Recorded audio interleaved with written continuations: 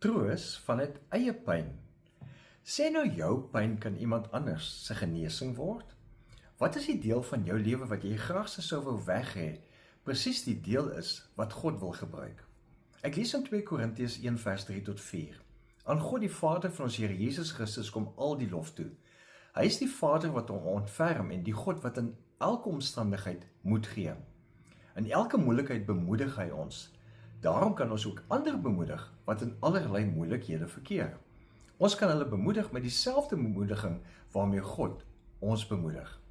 Nou Paulus skryf hierdie woorde vanuit 'n baie moeilike tyd in sy lewe. Dit is 'n tyd van vervolging, van teleurstelling, van fisieke pyn.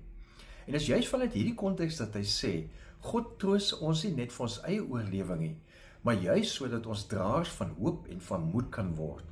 Jou wonde word nie geïgnoreer nie, hulle word wel op 'n ander manier gebruik as jy ruimte daarvoor gee. En hierdie vers help ons verstaan dat ons eie genesing nooit net vir onsself bedoel is nie. Empatie groei wanneer ons pyn nie wegsteek nie, maar dit as 'n brug gebruik om met ander te kommunikeer of hulle aan te raak. Dit is 'n manier van uitreik na ander mense. Die sielkundige Mark Davis verduidelik dat empatiese bekommernis nie uit uitputting gebore word nie, maar uit die bewuste keuse om jou eie trooservaring te gebruik tot voordeel van ander. Jou pyn word anders as 'n las. Dit word 'n lens. Dan is dit 'n manier om te help dat ander se perspektief verander, dat dit sagter kan wees, dat dit dieper verstaan kan word. Jou storie van hoe God jou deur die donkerste seisoen dra en gedra het, kan juist die moed wees wat iemand anders vandag nodig het.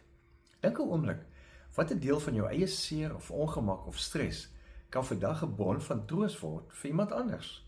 Deel dit nou met daardie persoon of met iemand, want dit is moontlik net wat daardie persoon vandag nodig het. Jy kan, soos Paulus, 'n bemoediger word. Leef geïnspireerd.